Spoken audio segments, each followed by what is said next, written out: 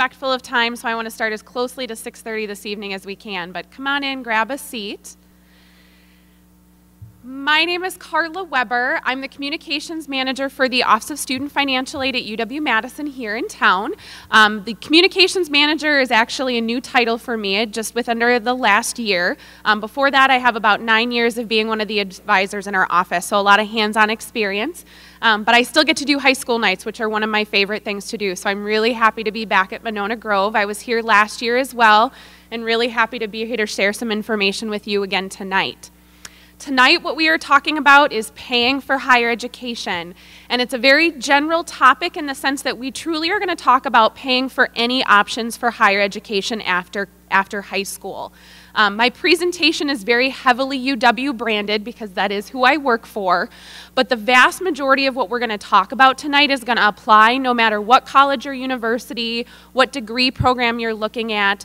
The places where it might get a little bit more school or program specific, I will make sure to point that out so you can take note and make sure you're checking with schools and asking some additional questions to make sure you know what next steps are for your student and what they plan to do. So, first thing I want everybody to do with me is take a really big deep breath, okay? Ready? Breathe in, breathe out. Okay, why did we just do that? Because I know you're all already feeling very overwhelmed. Just stepping into this room tonight is a big step to start talking about some of these processes for getting into college and financial aid. And it may even feel a little bit like you got hit by a bus with information tonight. I'm throwing a lot at you in a very short period of time, but my goal really tonight is just two things. One, to get some of the terms that you're going to start hearing often kind of stuck in your mind so that you know what it means and what to look forward to. And then my second main objective is to just let you all know that there are fantastic people like myself in financial aid offices at every college and university you could be considering. So anytime you get stuck in the process or have a question or a concern or an issue, know that you have people like myself to guide you through it, to answer your questions, to get you as much support as we can to try to make this a painless process. So deep breath, keep deep breathing as you feel yourself getting overwhelmed. Take some notes. We'll have time for questions at the end for sure. But the other thing I also have to point off before we get moving is that my presentation is accurate as of when I left the office today at 4:30. I say that because things in the field that I work in change sometimes faster than I would like. It's also what I love about my job because it keeps me on my toes. There's always something new to learn and to deal with.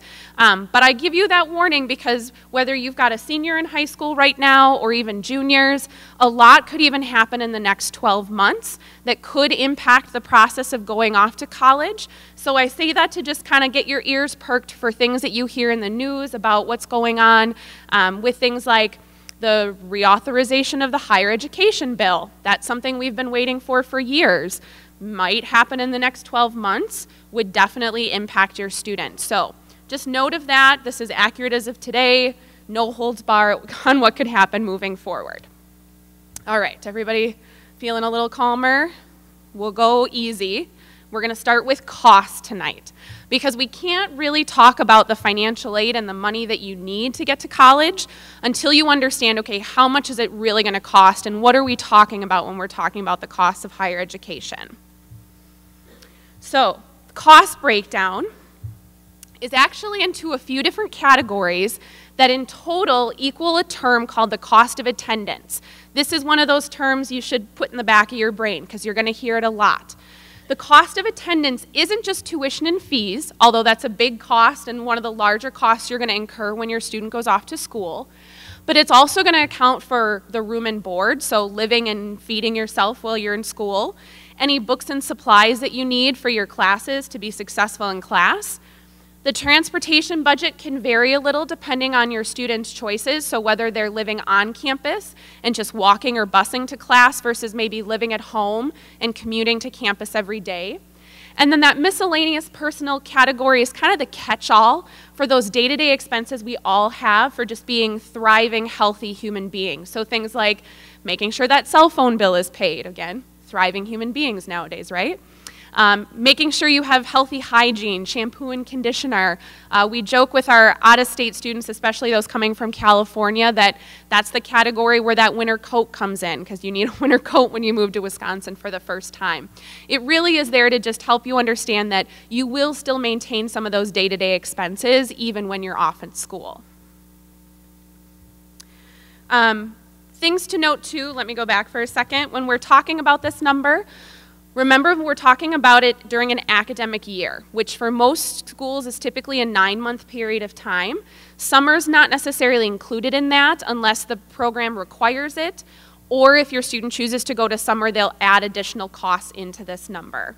But it's usually just based on a 9-month period of time. There are other expenses that can be added in on an as-needed basis. So things like if your student decides to study abroad, that's a cost that can be accounted for in the calculations. Or things like disability-related expenses. Things that you need to be successful in school for disability-related issues, again, can be accounted for. So diving a little deeper into these numbers, we also kind of have to separate what are our direct costs versus our indirect costs. And really the difference here has to do with what is something that you are going to know a for sure amount that you are paying, you're getting a bill for, you're going to know how much you need to pay. Tuition and fees is the easiest thing to know as a direct cost. You're going to know pretty clearly up front exactly how much you're going to need to pay. And room in many cases can also be a direct cost, especially if you're students living in on-campus housing. It's very similar. You get a bill, you know exactly what to expect to pay. The indirect costs are those other categories that we as the school are required to estimate based on our students and their spending habits, but everybody is going to spend a little bit differently. So one of the reasons we talk about these differences is this is my reminder that students, especially in the room, if you haven't learned how to budget yet or create a budget, this is the time to start learning how to do so. Because again, we estimate these costs for you, but you're going to need to have a sense of, okay, what am I going to really be spending in some of these categories? For example, enrollment can make a difference. An art major versus an engineering major. The cost for books and supplies could be very different depending on how expensive art supplies are, or software programs for various engineering classes. Again, if your student's choosing to commute or live on campus, that can have an impact. Spending habits, of course, just your student's choice of which cell phone plan they go with. How high-end of a computer are they going to need? What kind of an entertainment are they spending their money on? And then, of course, the joke, too, because we always have parents ask us, well, how much is my student going to need for money for food that first year? You all know your students' eating habits better than we do. So again, we're going to try to estimate. We actually survey our students. We survey various housing options in the area to get a sense of what students are really spending. But you really do need to get a sense and start some budgeting ideas of what your students individually really will spend. All right, so here's my first question, which is the downside of you all having the notes, as you've been sitting here paging through it. So many of you might have actually thought about this question already, but when you hear or use the term full ride, what cost does that cover? And I'm going to go back to this list and tell me. Who wants to volunteer an answer? When you're saying, I'm getting a full ride to such and such a school, what cost is that actually covering? Go for it. Okay. Anybody else want to give a guess? Go for it. Okay. Anybody else? You're all kind of confused at this point, right? So this is one of the terms in the profession that we can't stand. And you will not hear schools and scholarship agencies use the term full ride because it doesn't really mean anything. Like you said, it might be tuition and fees. It might be tuition and fees and room and board. It might be the entire cost of attendance. So when students kind of throw around this, well, I'm going to get a full ride, you need to ask more details than what is just a full ride. What cost is it covering? Most schools are going to say, if they're offering a scholarship, they will be specific as to, yes, this is a scholarship that's for tuition and fees for 4 years, or for tuition and fees and room and board, or the whole kit and caboodle. Otherwise, they're going to specify exact dollar amounts of how much each year you can get. The key is just to be very careful of some of these phrases that continue. The term full ride has been around for, God, I don't even know how many years, and it continues to be used. But I say this as an example of just to be careful as to how you hear and use some of these things, because it can be a little deceiving once you're actually looking at the numbers. All right, that was my trick question of the evening. I promise there won't be any more. But we go from the trick question into what I also like to call the sticker shock slide. So this is just to give you a sense of what some of the cost of attendance numbers are at some of the different campuses here in the state of Wisconsin.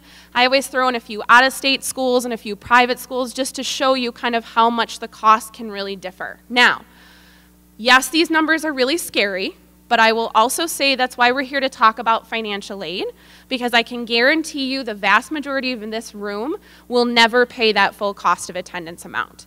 How much less you'll pay can definitely vary depending on your situation, but even though these costs of attendance look really high, it's highly unlikely you're going to pay that full amount. It's where the financial aid comes in. Couple things to point out in terms of differences here.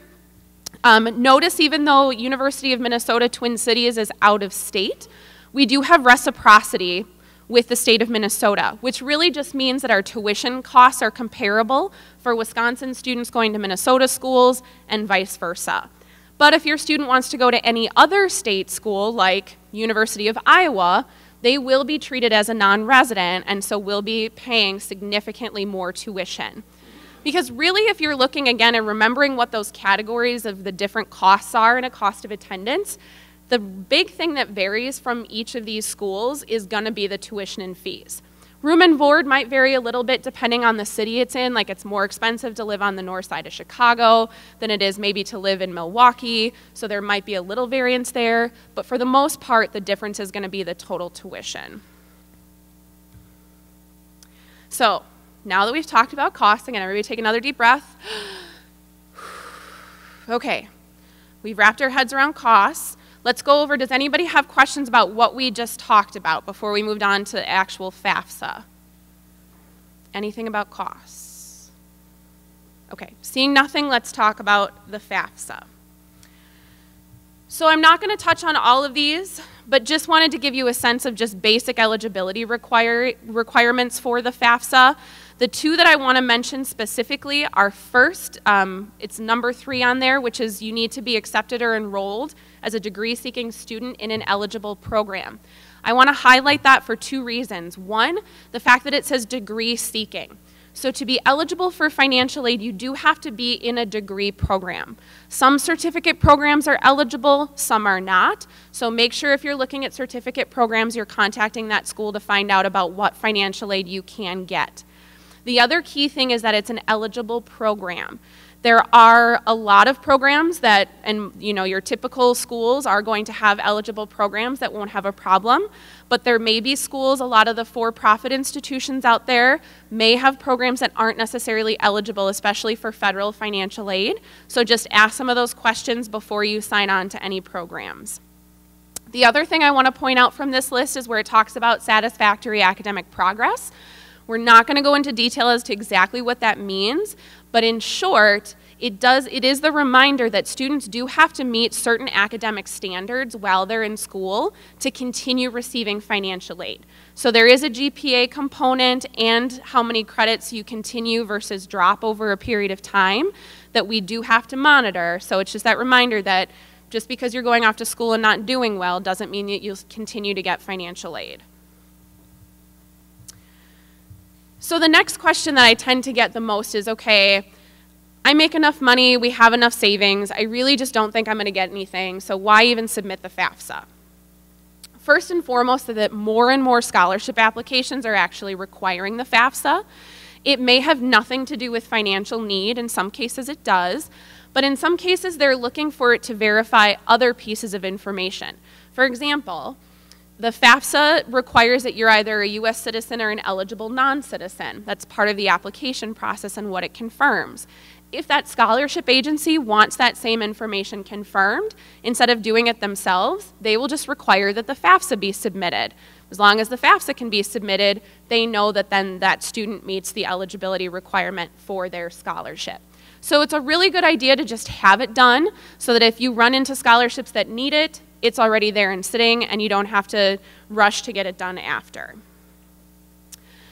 The other big thing is that FAFSA really is used more for than just the federal financial aid that's out there. It is the one application for federal student aid, but Madison is a great example in that it's our only application for all of the financial aid through our office. So the federal aid, the state aid, and all the money that the institution has to offer. So you're right, you might not be eligible for a federal Pell Grant. That's typically for very low-income families. But that doesn't mean that you're not eligible for a Wisconsin resident grant that you could get from UW-Madison had you just gotten that FAFSA submitted. So don't make those jump assumptions that you're not going to be eligible for anything because you won't know. Which is the next point, is especially this first year that you're going through the process, I always recommend at least do it that first year because you truly don't know what you're going to be eligible for from that school until you go through the process. Maybe after their freshman year, you decide, they just got offered loans, we're not interested in those. Then you don't have to do it in subsequent years. I would still encourage you and strongly encourage you to do it in subsequent years because things can change, but at least that first year so you can get yourself a base level of where you're going to be in future years. So again, maybe you don't need it that freshman year, but by senior year, expenses are a little more tight, so you decide maybe we do want that student loan after all. You know you filled it out the freshman year, so by filling it out the senior year, you know you're going to at least get something. And then this isn't accurate for this year. I contacted FAFSA and they don't have an accurate time for me for this current year's FAFSA quite yet. But a few years ago, the average completion time was just 20 minutes to do the application. Now, that's average time of all people submitting, so it even includes those people who are doing it in subsequent years because it does go faster each year. The first year is really the hardest. But even for first-time filers, they say it only takes anywhere between 30 and 40 minutes to do. So how much money is 30 to 40 minutes of your time worth? Couple $100, couple $1,000.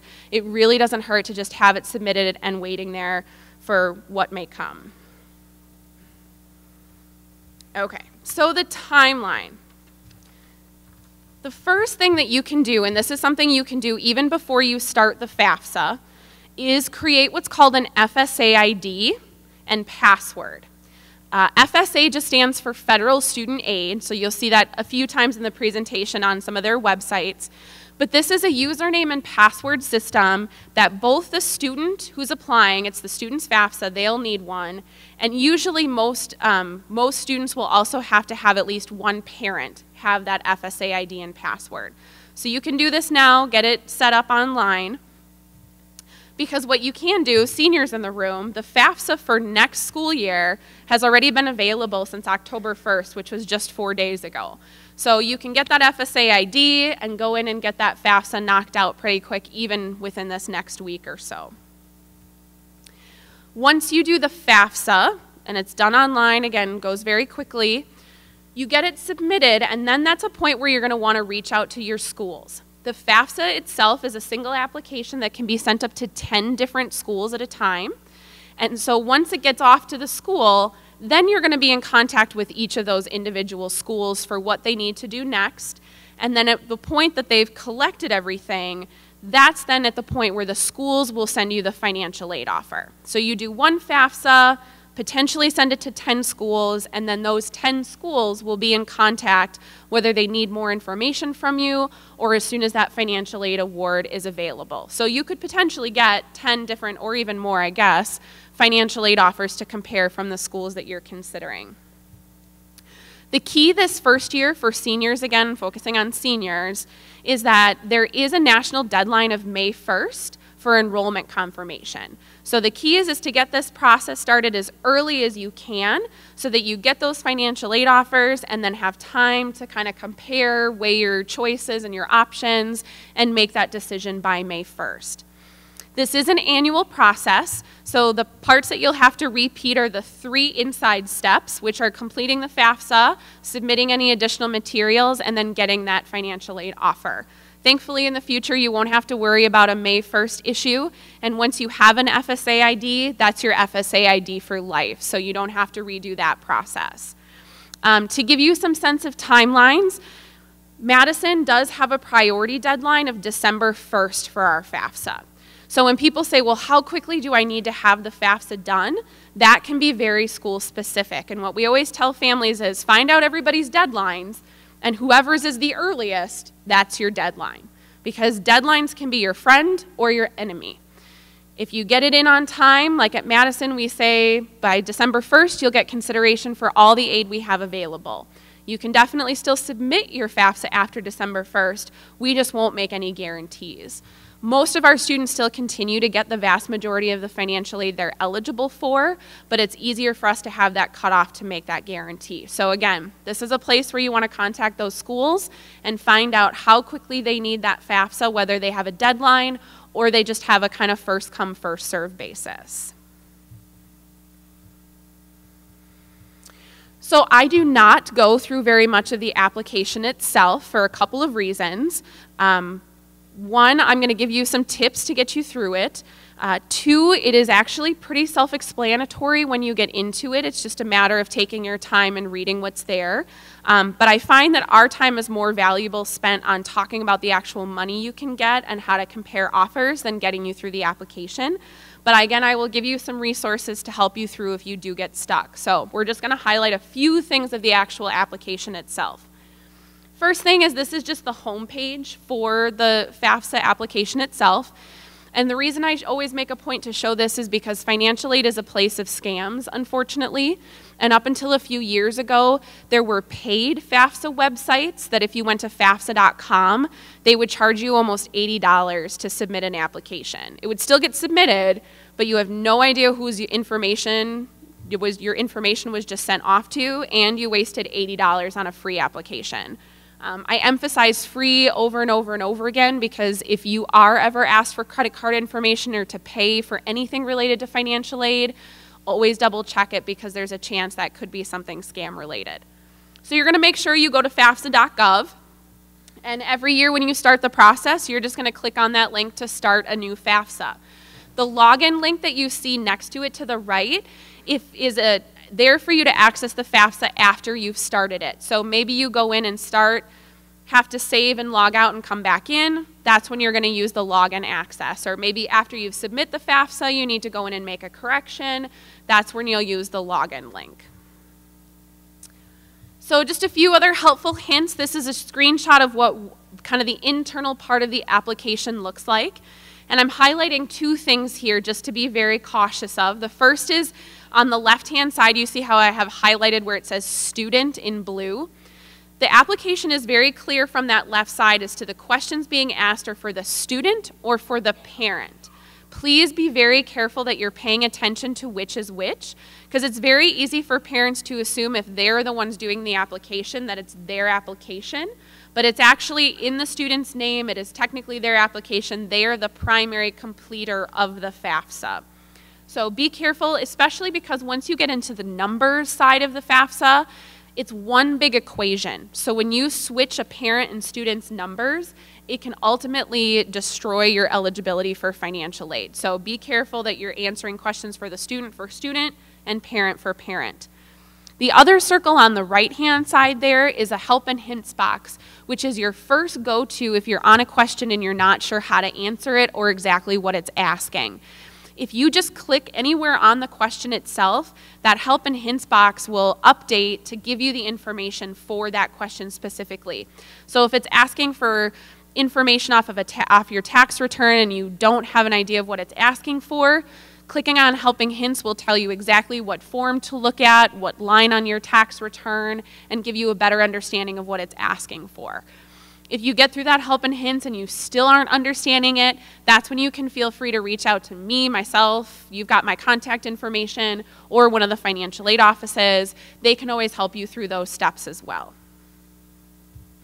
The link at the bottom there, the first one is the actual student aid website has kind of a helpful hints for filling out the FAFSA this year. I highly recommend it. The second one is the Department of Ed also has a blog that they post articles on regularly, and this one is specific, the link there is specific to the 1819 application. So again, helpful hints, ways to get you through it. There are a lot of resources out there. All right, so like I promised, Not going through the application, but we're going to give you some tips. The first, like I've been trying to do through this process, is keep you positive and keep you calm. Keep you positive and keep you calm. It really is easier than you think. And I know it gets really overwhelming because we're talking about money, we're talking about your children, we're talking about these next life steps. But this part of the process of just getting the FAFSA done really is easier than you think. And it does get easier every year. So the first year is going to take the most time, but then every year after, it just becomes kind of a rhythm. It comes off a little condescending, but I promise if you slow down and read what's being asked and the information on the page, you can probably figure out the answer. What we find is when people start to get really frustrated and they get flustered because this application means so much in their future, that they're not necessarily slowing down and reading. So again, if you're not understanding it, that's a point when you can reach out for help, but just slow down a little bit. The other big safety is that almost anything on this FAFSA can be corrected. That's awesome. So even if you make a mistake, you can always go back and fix it. That should take a little bit of the pressure off. Now I say almost because there are 3 things you need to quadruple check for me because they're super hard to fix. Your student's name, their birth date, and the social security number. The FAFSA will actually, I think it's now 2 or 3 times, they have you confirm those 3 pieces of the application because once they are in, you can change it, but it's way more work than I want to put any of you through. So everything else can be corrected, but the social security number especially, if you've got a couple kids and you're not whose social security number is whose, go get those cards out of the storage container and have them sitting next to you so you type them in right. The easiest things we see are people switching numbers or, like I mentioned, switching siblings because we're not sure whose social security number is whose. The other big bonus of the FAFSA is if you are feeling overwhelmed, hit save and come back to it later. Unless you've got some impeding deadline that you have got to get this done, there is saves points at every spot in that FAFSA where you can you just click save, log back in when you're ready to keep going, and submit at that point. So maybe you hit a point where you get to a question, you really can't answer it yourself, hit save, call one of us at a financial aid office, we'll get that question answered so you can go back in and finish it later. And then I'm going to say it over and over and over again, when you do get stuck and you're unsure, financial aid administrators really are fantastic people. We are going to be your best resource. There is a 1-800 number for FAFSA and federal student aid, but I will say this even though I am on film, don't call it. Call one of us first. The financial aid offices are the ones that are actually processing these applications. Our hands are in them every day. We're more likely to get you the answers you need, so contact one of us first. Deadlines and timelines, they really can be your friend or your enemy, so do choose wisely which one you want to go to. One of my recommendations you'll hear later in the presentation is to have a calendar, especially in that senior year of school. You have so many things going on as you're getting not just ready to graduate, but also go on to those next steps of life. Having one calendar to kind of keep track of what's needed and when is going to keep everybody in the family a little bit more sane. Oh, sorry. And like I said, it does get easier exponentially. So this first year really is the roughest, but if any of you, if I've lied, feel free to come back next year and you can tell me I'm totally wrong and it's so much worse. But so far, no parent has ever taken me up on that. So we're good. It does get easier. Okay, questions about the application itself before we talk about what happens once it's submitted? Go for it.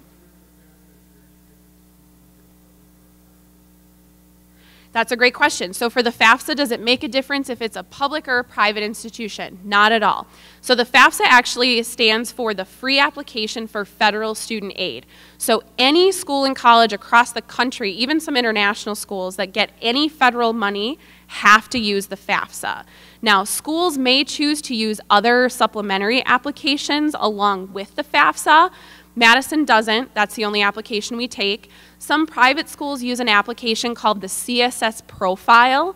It's the one caveat that you do have to pay for in financial aid to complete, which is why don't complete it unless the school says you have to do it. But that's really where the difference comes in, is everybody will take the FAFSA, but then what's after the FAFSA will be more school specific. Yes, sir. Excellent question. Can juniors start the process? You can do a FAFSA, but it's not going to do you any good. The FAFSA is specific to an academic year. So the FAFSA that just became available on October 1st is for the 18-19 academic school year. So juniors can't do a FAFSA until that next October when it's for the 19-20 school year.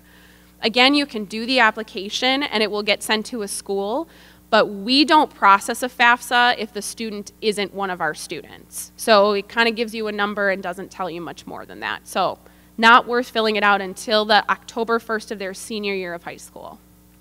I saw another hand. Yep.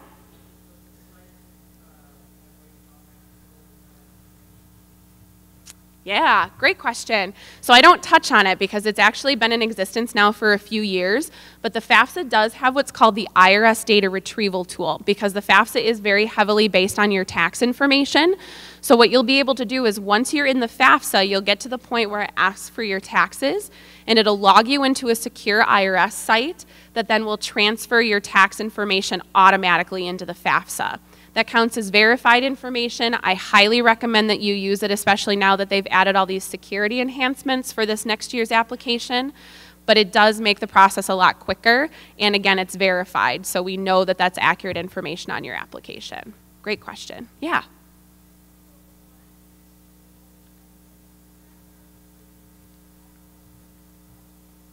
It doesn't matter. What I say, so the question has to do with, so what order do you submit these applications? Do you apply to school first, or do you submit the FAFSA first, or vice versa? For FAFSA, because it becomes available October 1st, I always say just get it done as quick as you can after October 1st. There really is no reason to wait. There's no delays because of the tax data it's asking for has been submitted for most people since April. Once October 1st rolls around, really no reason to wait to get it submitted. In terms of applications for admission, I always prioritize deadlines one way or the other. So if a school you're considering has a FAFSA deadline, like we'll say Madison as an example. Our FAFSA priority deadline is December 1st, but you don't necessarily have to apply for admission until February. You still want to have that FAFSA done by December 1st if you're considering Madison, even if your application doesn't get submitted for admission until February. We can't process your FAFSA until you're admitted, but it just kind of sits out there until we're ready to work with that information when your student's confirmed admitted.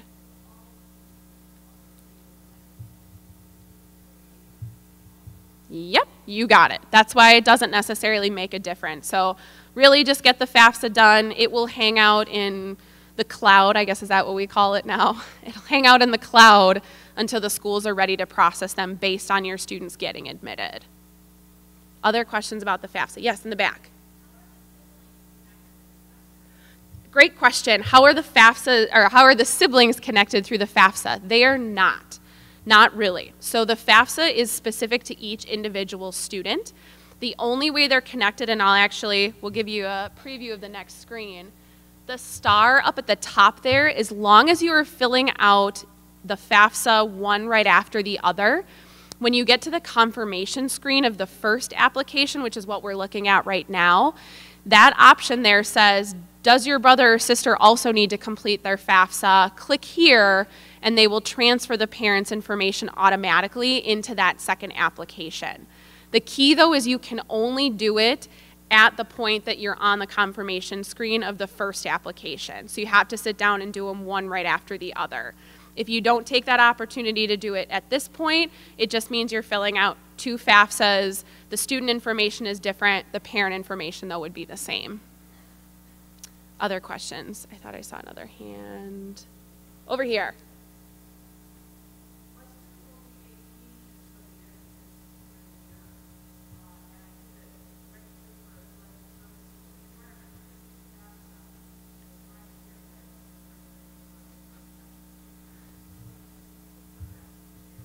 Yeah, so it's a great question. It has to do with selective service. So males in the room do have to be registered with selective service at the time of 18 to be eligible for federal financial aid. And the FAFSA actually gives them two answers to that question, either yes, I am registered, or register me. If they click the register me and they're not yet 18, that will sit until their 18th birthday, and the Selective Service Office will process it automatically when they turn 18. So it almost saves the students a step who aren't yet 18, because there's nothing else they have to do on their 18th birthday. Having done the FAFSA alone started that process for them. So it'll still go through at that point. It won't stop the process. Yep. Anything else? Okay, so let's keep talking about what happens after the FAFSA. So we got through the application, we hit submit. This is the next screen you see, which is the confirmation screen. The confirmation screen, like I said at the top, gives you that option to fill out a student, 2 siblings FAFSAs, one right after the other, and automatically transfer parent information. The second star points to a what happens next section. I just highlight this because, again, this is one of those points where you just want to slow down and actually read what it says, because if there's any issue with the application or you miss something or you need to go back and review information, this is one of the first places where it'll tell you that there's a problem. The third star points to the expected family contribution number, which is ultimately what all this FAFSA is about. So you submit and complete this entire application. It's a very numbers game because it all goes into this equation. And the ultimate result of this equation is this expected family contribution. We need to take some time talking about it because, again, this is a term that I want you to have stick in the back of your brain, but we also need to address the fact that it's a little deceiving in terms of the actual term itself. So it is the final result of that FAFSA, and because of that, it's going to be the same at every college and university your student goes to. So if your expected family contribution is $10,000, it's $10,000 at Madison, at Edgewood, at Northwestern, at Twin Cities. That's your expected family contribution. But where you have to be careful is you can't actually think that it's what you're going to be expected to contribute. So it's not really your expected family contribution.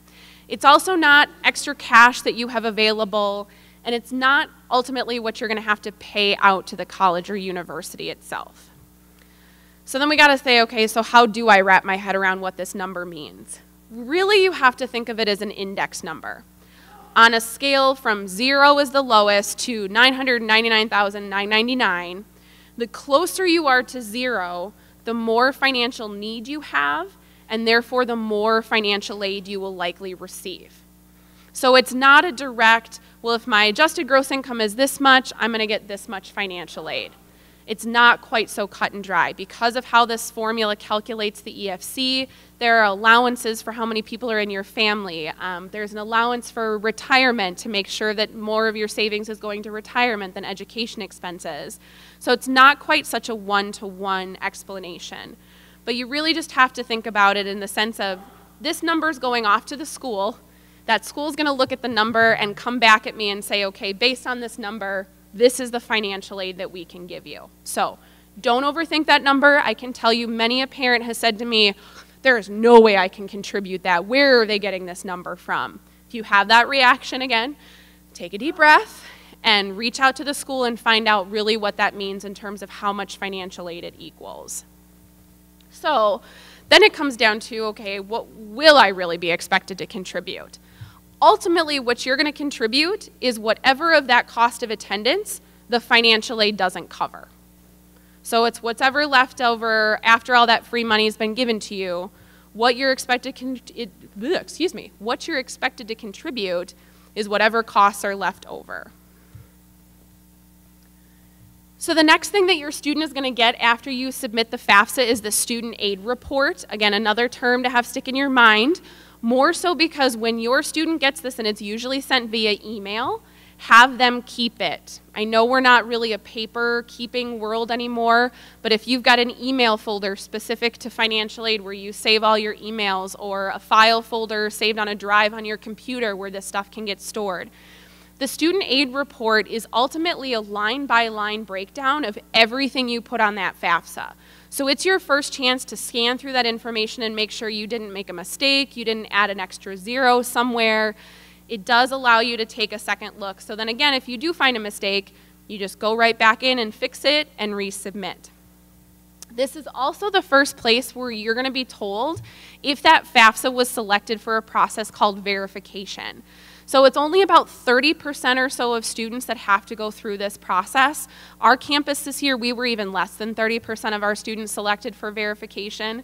Really what it means is that as soon as the school gets your FAFSA and can start processing it, the school will reach out to you and say, this is the additional information we're going to need before we can start looking at your FAFSA. It's usually simple things like confirming who's in your household and how many of those people are in college. If you didn't use the data retrieval tool with the IRS, you might have to provide copies of your taxes. But again, this is where the school will reach out and they will be very specific as to what they need. So FAFSA is submitted. Next step is the school follow-up piece. So this is, again, where it gets very school-specific. You want to check with the financial aid office if there is any other application material that's required or any just materials needed in general to move forward. If there was a request for documentation, make sure you're following up to make sure they have it and it's been received.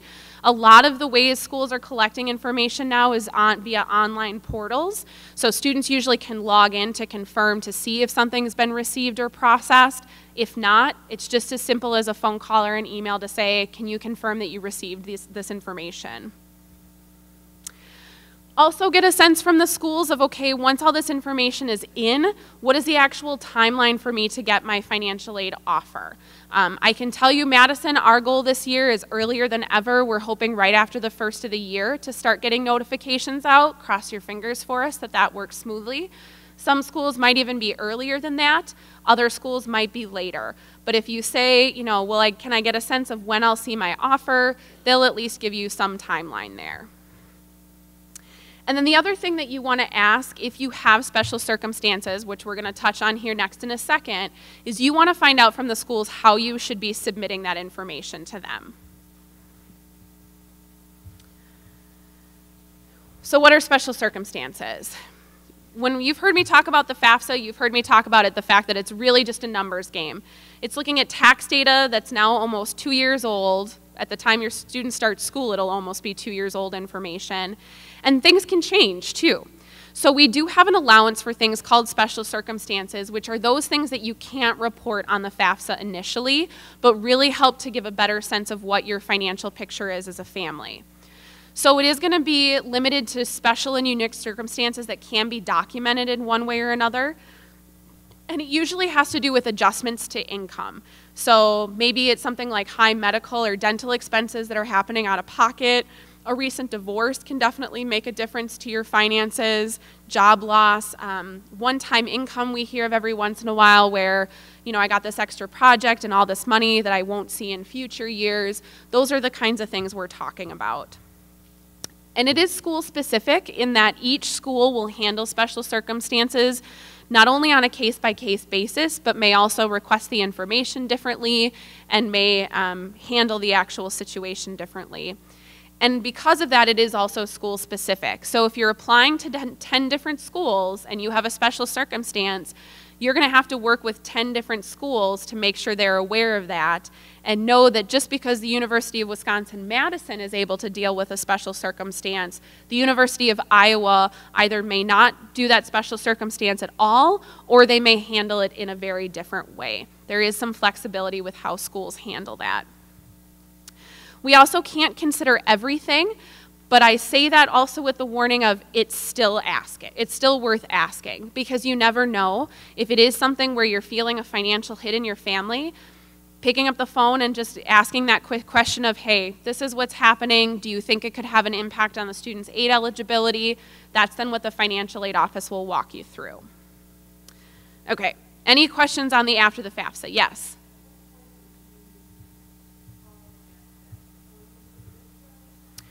Doesn't matter. So the question has to do is if you think you might have special circumstances, when should you contact the financial aid office, before or after the FAFSA? Doesn't really make a difference. If you contact them before you do the FAFSA, really it's just going to put you in a position to understand what the steps are after you get the FAFSA done. If you contact them after the FAFSA, it'll still give you that information, just kind of in a different timeline. First and foremost, check on schools' websites. Our website has a whole section on submitting special circumstances. Other schools' financial aid offices, their websites likely have similar. But again, shooting an email or a phone call can usually get you those answers pretty quickly. Anything else? Yes.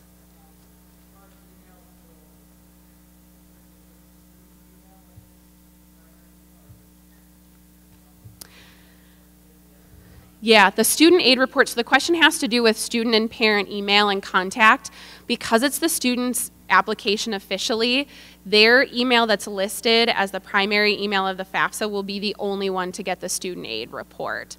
The parent email can be provided, but parent will get parent-specific information, not the student-specific information. So that's a good point to also make sure the lines of communications are open with your students, because this is a lot of these steps, whether it's the admissions application process or financial aid, that we might not be able to share a lot with parents. A lot of it's going to be very student-specific because of something called FERPA, which is the Federal Educational Rights and Privacy Act.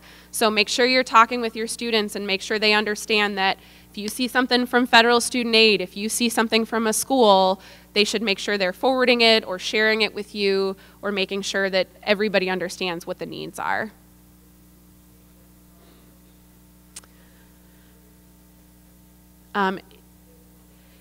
Yeah, I would definitely have a permanent email at this point so that it doesn't change from year to year.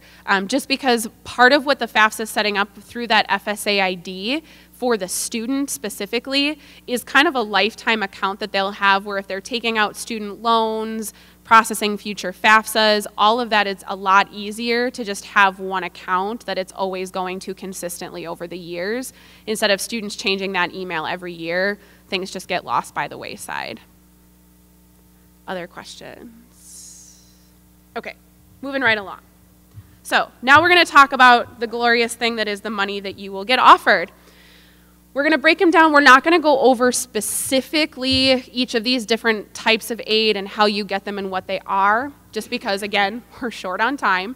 But we're going to go over kind of the upper level concepts of these things and what to look for when you're getting the financial aid offer.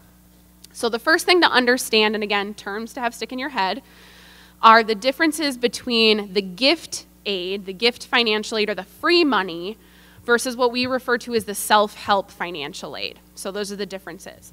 The gift aid includes two things: grants, which are a wonderful thing, and in most cases, if you're familiar with a financial aid grant, it's the Pell Grant, which is one of the federal grants. But there are also grants from the state of Wisconsin, and institutions will have their own grant money that they can offer. The other category are then the scholarships. And scholarships can really come from anywhere. They can come from the colleges and universities you're looking at. They can come from right here in your community. I'm sure if you check with the counseling office and Melissa, who's here, they've got an incredible resource of scholarships that students from Monona Grove have gotten in the past. You can get them from your employers. My dad's a teacher, or is a retired teacher now, but when I was off to college, he was able to get I got a scholarship through his teaching association. So it's always just worth asking what's out there, because you never know where you can find the money. The key is it takes time and research, and just know that if they're asking for money for you to get money, don't apply for that scholarship. The other category is self-help, and the reason we call it self-help is because, one, if it's the work-study option, it means that the student is actually having to work to earn that fund of financial aid. The other one is loans, which I know some people don't like to consider financial aid, but it is a source of funding for students, and it's considered self-help because although they do get the money up front, it does eventually have to get repaid with interest in some cases, not in all. When it does have to get repaid with interest in that first loan type, when you see the word unsubsidized, that means that the interest does accrue interest over the time that the student has the loan. It's the subsidized loans that are the good ones, where the interest is usually deferred until after a student graduates. So ultimately, they're paying back less. So subsidized loans you always want to take before an unsubsidized loans. There's also a parent loan. That's a federal-based loan that parents can take out for their students' education. And of course, there are always private and alternative student loans from a variety of banks and credit unions that are out there. And we'll talk a little bit about borrowing here in a few seconds. The one thing that you will see missing from this list, if any of you were in college years ago or have had students that aren't even in college this year, the federal Perkins loan is officially gone as of September 30th of 2017. So the students receiving it this academic year are the last students to receive that loan. Congress had the chance to extend the loan program and chose not to. There's still the potential they might in the coming months, but I'm definitely not holding my breath on this one. So we'll see if anything comes to replace that loan program, but currently those are funds that are missing. All right, so let's understand a little bit when we're talking about financial need, how is that calculated? We like calculations. We take the cost of attendance at a specific school. So you saw that list of cost of attendance. We start with that number, and then we're going to subtract your expected family contribution. What's left over is how much financial need your student, your family has. The thing to know about your financial need and why this is important is that the need-based and free sources of financial aid cannot exceed how much financial need that you have. So things like that subsidized loan is need-based. So if your grant money is covering all of your financial need, you might not get any subsidized loan. It might all have to be unsubsidized because the need is being covered through other means. Also be careful to assume that the college or university you're looking at is going to be able to cover your whole financial need. Madison, we are working so hard to get to that point, but we're still not there where we can say to all students, we will cover your financial need one way or the other. There are some schools that can. Northwestern's a perfect example.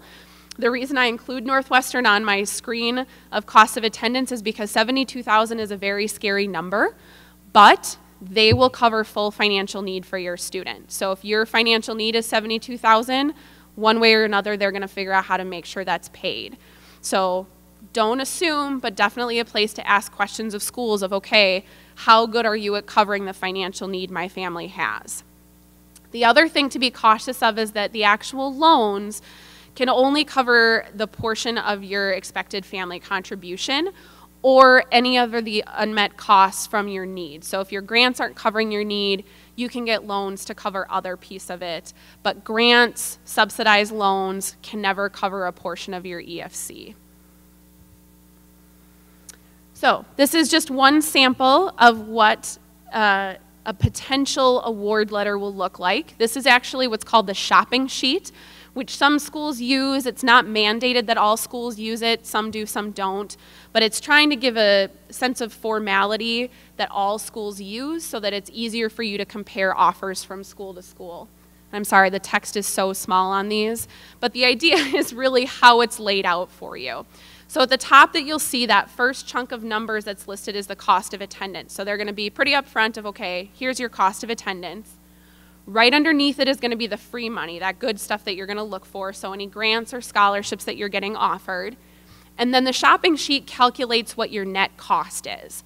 Some resources in financial aid will say this is really the number you need to be comparing from school to school is what your net cost is. And we'll show you a slide here in a little bit that'll help you understand that a little bit more. After they tell you what your net cost is, then they're going to give you those options for self-help aid. So here are the costs. Here's the free money we're going to give you to cut it off the top. And then to cover the balance, here are some self-help options, whether it's work study or loans.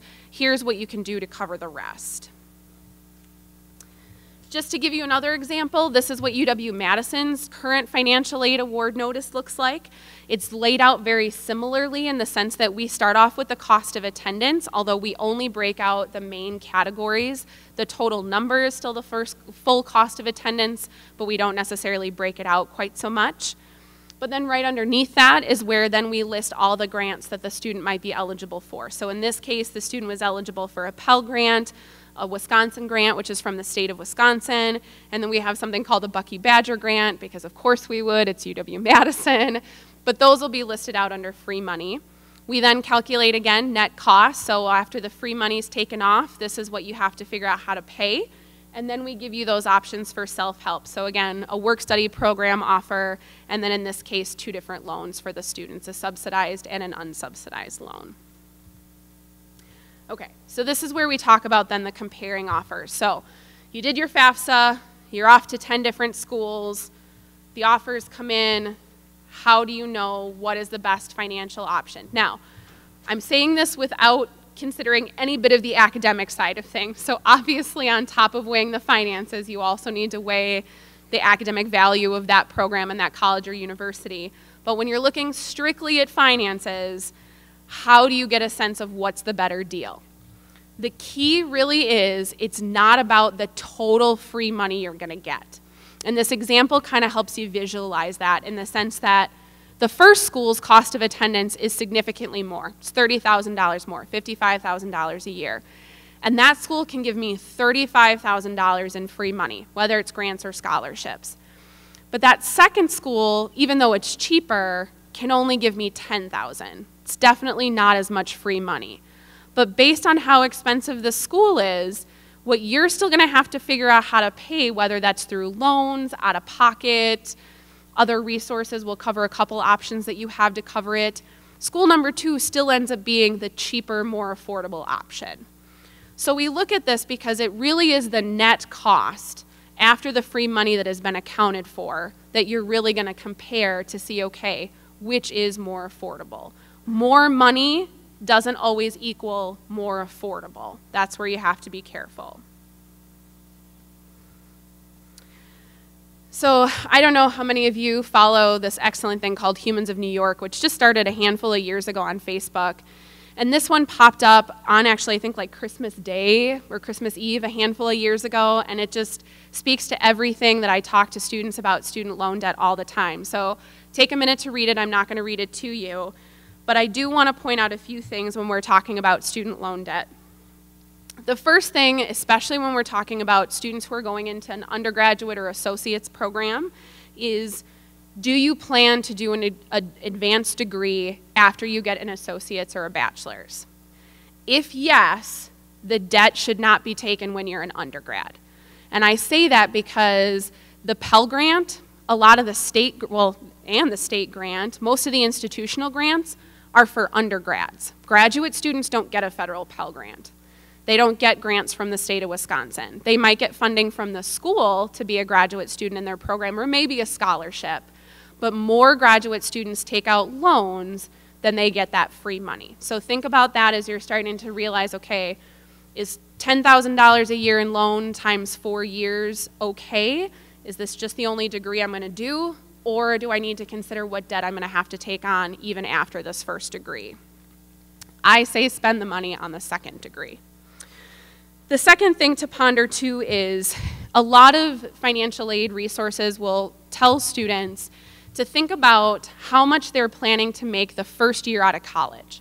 So if you don't plan to make more than $35,000 a year your first year out of college, you should not borrow more than $35,000 in your undergraduate career.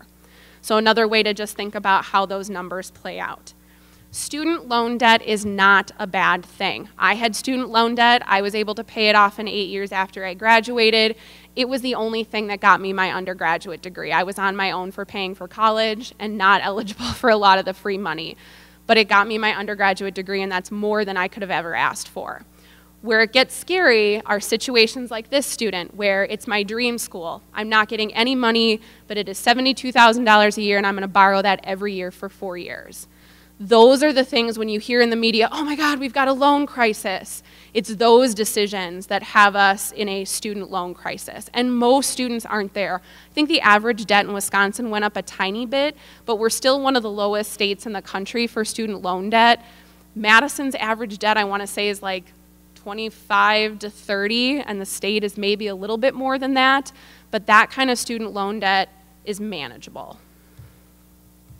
So, continuing on my borrowing pedestal, couple reminders too when you're getting to the point where you're thinking about borrowing on top of any other aid that you're getting is help your students understand what that's going to look like after they graduate. It's really easy for an 18 to 24-year-old to say, well, heck yeah, I need $15,000 now. Like, bring it. I got bills to pay. It's a lot harder for them to realize that, again, $15,000 times 4 years could equal $600 a month every month for 10 years after you graduate. There are loan repayment calculators all over online resources. Have them plug in numbers to just play around with, okay, what is this debt really going to look like later? Especially if you're going into the private alternative world of loans, do shop around. Always take advantage of the federal loans first because they are really going to be the safest option for your students. But again, if you do need to go the private route, shop around. They will all have different deals, and I guess deals isn't the way to word it, but borrowing requirements. They can have differences in their interest rates and repayment terms. I usually recommend to families that if you are going this route, start with the bank or credit union you currently use, just because if you're already a member, you're likely to get better rates from that bank or credit union, but there are options all over the place. The other big thing when it comes to loans, and we talked about that breakdown of cost of attendance, borrow for those direct costs, the biggies, tuition and fees, room and board. Please, please, please, and students, I'm talking to you in the room because I see a handful of you, do not take out a student loan to pay for your cell phone. Do not take a student loan to pay for your transportation, gas money, back and forth to school. Those are the things that'll get you in trouble. We have to certify those loans because it's included in the cost of attendance. I can't say no to you. But please budget smarter and wiser and find other ways to pay for that than taking out a student loan that's collecting interest. And do always make sure to check with the financial aid office before you go this route. So make sure you've exhausted every option. If you haven't talked about maybe a special circumstance that's come up in the last few months, this is your time to just kind of put it out there and see what's available before you go to this last resort. Okay, a couple other funding options. Government-related things, AmeriCorps. I love this program. Students can start participating when they turn 18. So it's even some things like in that summer before college, students can volunteer with AmeriCorps, and they can either get money for school if they're currently a student, or after they graduate and participate in AmeriCorps, they do loan repayment assistance. So great opportunity to look in for alternative ways to pay. Any veterans, make sure if you know, or if you don't know if you have educational benefits you can pass on to your students, that you check with the VA office. There will also be a VA person on every college or university campus that you can check in with if you have any questions about how those benefits work. If you have any Native affiliation, there are so many different tribal-related grants, whether it's from the tribe specifically, the National Bureau of Indian Affairs grants has a grant. The state of Wisconsin has a specific grant related to being Native American, just options. And then Department of Vocational Rehab is also an option too. Some schools have payment plans, some don't. It's worth asking. Madison just got a payment plan for the first time this year. It does take a fee to participate in, and many schools do it that way, but it is an option if you want to help spread out those payments instead of paying tuition, especially in a lump sum. I will never recommend it, but there are home equity loans, life insurance loans, loans you can take out against your retirement policies. Sometimes you can get better rates, and that's your choice to do so, but I'm never going to tell you to borrow against your home or your retirement to send your kid off to college. There are better ways to do it. And then I throw on there, if you do have a 529 savings account here in the state of Wisconsin, it's EdVest that manages those accounts. Make sure you understand with EdVest exactly how the transfer of funds will happen. Every school may do it a little bit differently, but it's ultimately up to the company as to what's needed to get the money from your account to the school and to pay whatever expense is needed. All right, some resources. The first one I always talk about is College Goal Wisconsin. This is an incredible event that's been happening in Wisconsin for, God, I've been in the profession for a decade, and so even longer than I've been around.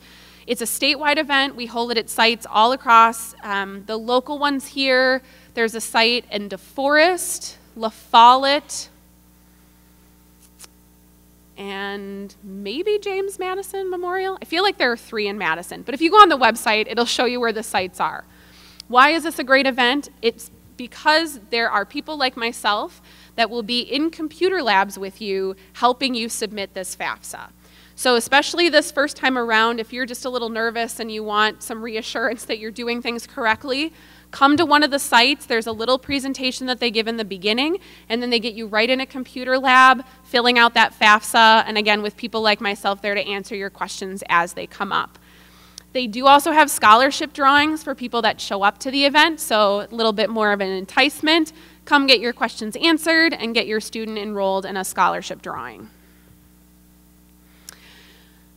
The Encyclopedia of Federal Financial Aid, as I like to refer to it as, is the Federal Student Aid website, which is the first link you see up there, the studentaid.ed.gov site. If you have any questions about what I talked about tonight, maybe you heard subsidized and unsubsidized, but you don't remember which is which, or you remember something about the FAFSA and information you needed with the Social Security number, but you don't remember what. This website is really your first go-to spot for all very general information about federal financial aid and about the FAFSA. Schools, again, are going to have their own specific websites. We just updated ours at Madison, and I'm very proud of it. I think it's very user-friendly. So take a look at schools, too, to help answer some of your questions, but this is your go-to for most general things. The second link I included, I mentioned, the Federal Student Aid blog earlier that has articles they'll post regularly with timely information. That's the main link for the blog, but once you get in it, you can sort by topics because it covers the entire Department of Education. But if you search by financial aid or by FAFSA, you'll get articles that are more specific and timely to what's happening with us. Some of the state of Wisconsin resources just to touch on, the state of Wisconsin grant that we do have is available to all the public and private institutions in the state of Wisconsin as long as you meet the eligibility requirements. Nothing you have to do besides submit the FAFSA. The key, though, is that for-profit institutions are not eligible. So if you're looking at a Globe and Upper Iowa, those kinds of programs, you might still be eligible for federal aid and money from the program, but you're not eligible for money from the state. Academic Excellence Scholarship is for your highest graduating seniors based on valedictorian status. So your high school counselors will be in touch if your students are getting that academic scholarship. But I always include Nancy's contact information on here because if you ever have questions about it or your student is one of the students receiving it, she will help you through that process and how to apply it at the school they're going to. You heard me talk about reciprocity at least briefly with Minnesota. We do have reciprocity, but to guarantee that you get it, you do need to apply for it.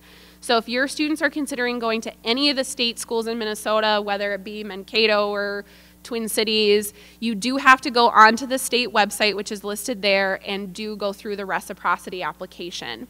If you forget to do it, I mean, most Minnesota schools, Wisconsin schools always remind our Minnesota students who haven't usually the summer before they get here of like, hey, still haven't done this. Minnesota schools are likely to do the same. Worst case though, you'll get that first tuition bill and the number will scare you, and then you'll remember you need to go back and apply for reciprocity. And you can still do it at that point too, but earlier you do it, the better. There are also some other state programs that do require a separate application. For example, there's one for hearing and visually impaired students. I mentioned there are some tribal specific grants from the state, but because they do require a separate application, I always throw the website on here and say, go take a look at what's there. If you can apply, apply. If not, not necessarily a waste of time.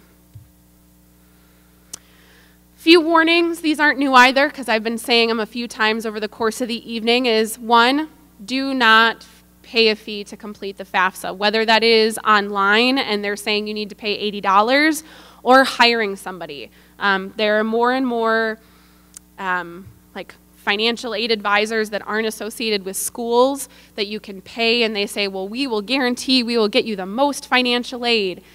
I don't think, and I can't say this for sure, but I don't think a personal financial aid advisor can get you any more money than I can get you working through my office. So don't waste the money, work closely with the financial aid office and they can get you through it.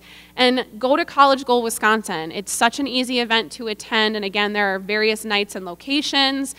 It just helps you get that support you need this first time around. Also, don't pay to apply for scholarships. There are resources all over the place, a lot of websites you can refer to. Just be careful the ones that either ask for credit card information or social security numbers. That should be another kind of red flag. The scholarship is asking for those kind of details. You want to know why. If you do have a concern about the legitimacy of something, call a financial aid office or even just contact me. We've become really good friends tonight, so you can always feel free to contact me.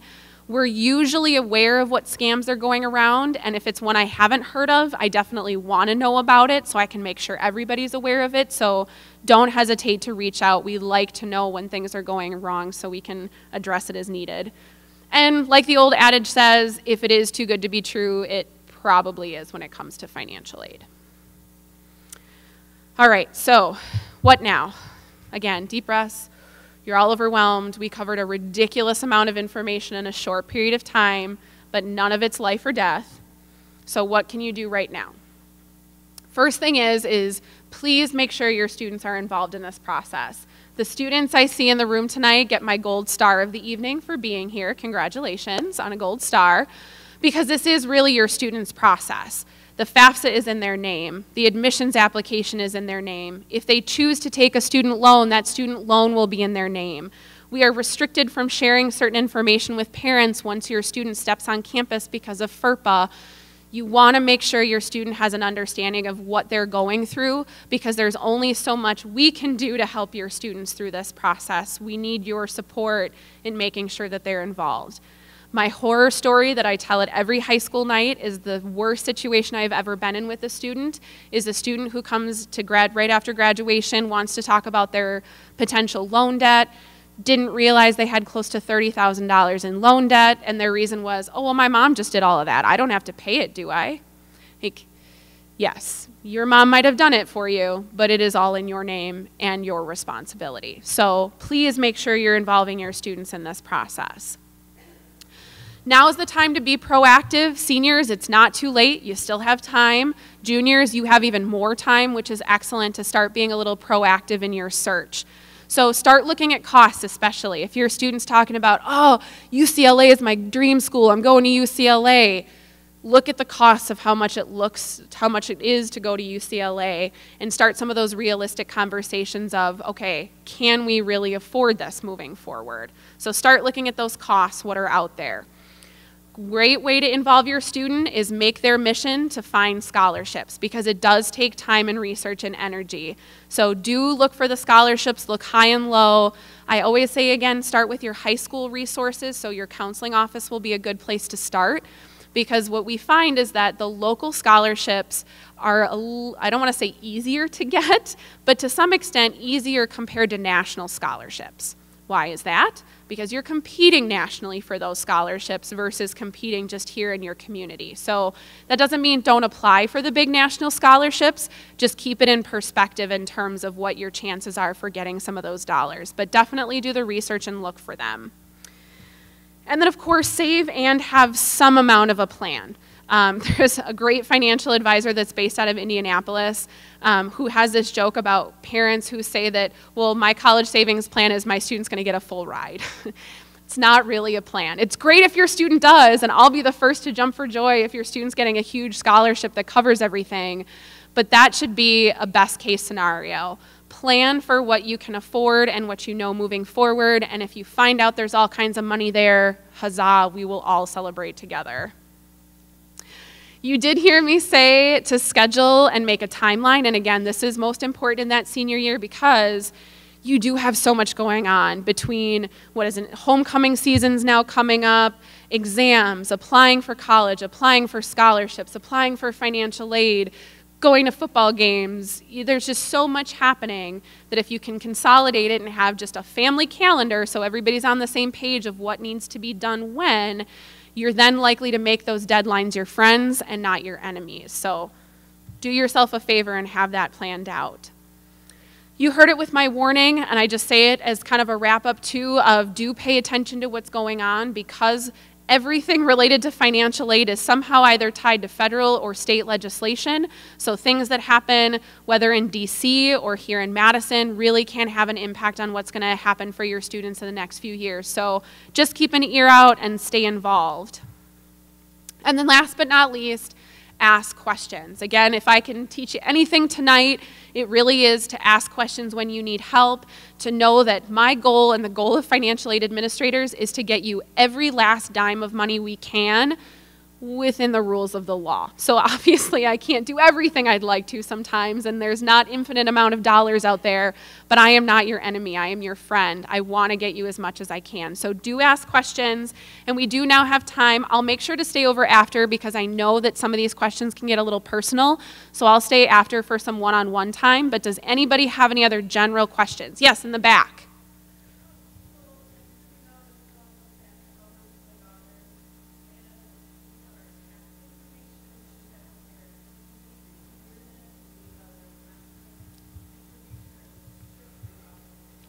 Yeah, that's a great question. So it has to do with what kind of information do you want to have ready to go when you fill out the FAFSA. It is tax specific, so you want to either have your taxes ready or use that data retrieval tool. But the other questions it's going to ask you about have to do with assets. The thing to know about your assets, though, is first and foremost, retirement does not count as an asset on the FAFSA.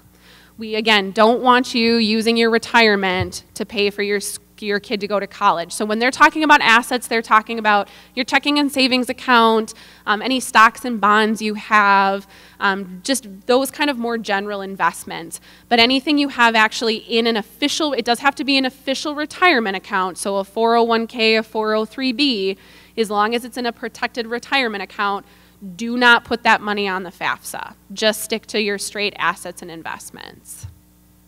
Yep. Other questions? Yes.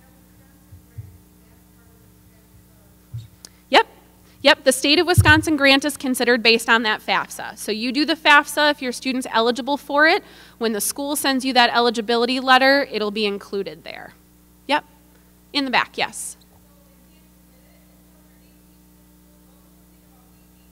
So that had to do with selective service for males. And the question has to do with, so males who are, when they turn 18, have to register with selective service to do a lot of federally related things, including vote and including getting financial aid. But you don't have to wait to be 18 to submit the FAFSA. Just know that when you submit the FAFSA, it's going to say, register me for selective service, and that will start the process as soon as the student does turn 18. But you don't have to be 18 to fill out the FAFSA. That has nothing to do with it. It's just one component. Other questions? Yes? Correct, yep. The expected family contribution is the number your FAFSA calculates. So you're going to put all this stuff into the FAFSA, and you get one number at the very end of that application. And that one number tells the school what financial aid you can get. So again, you're not going to be able to know much about that expected family contribution number. You're going to see a number, and it really isn't going to mean anything to you. The key is when you get the financial aid offer, what kind of money and how much money is included in it. So don't overthink the EFC. Yes?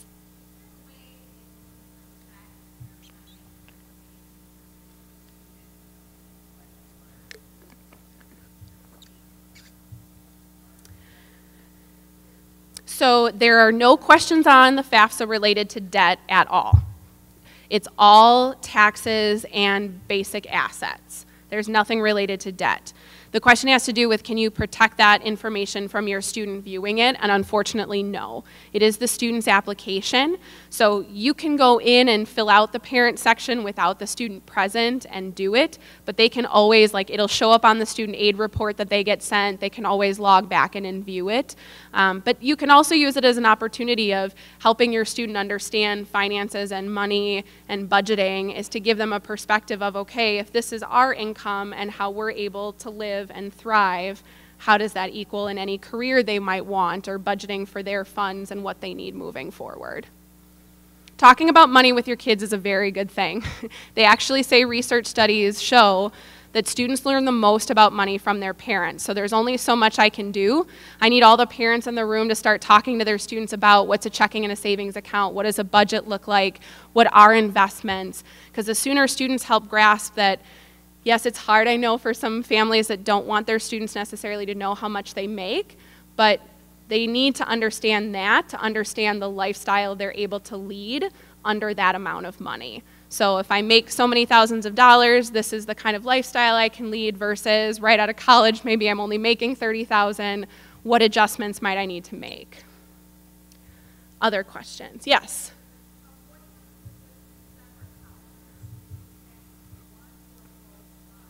So is this a divorce situation specifically? Yes, so in a divorce situation, only one parent is used on the FAFSA.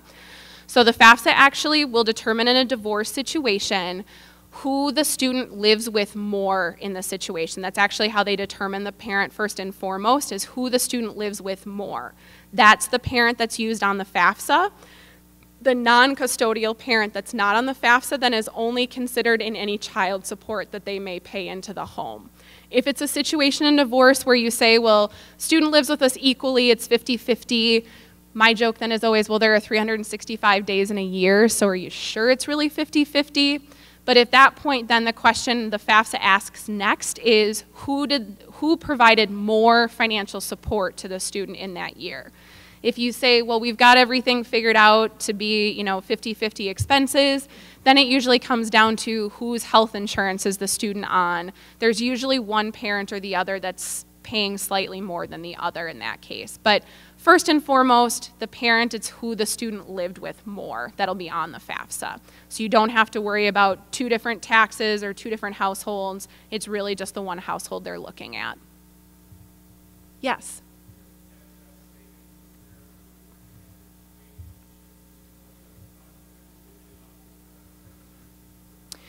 Every family situation is different because it kind of depends, one, on how much you have in that account and the savings value to it and the expenses your students are looking at. So I would definitely reach out to EdVest for any recommendations that they have based on kind of where your account is at.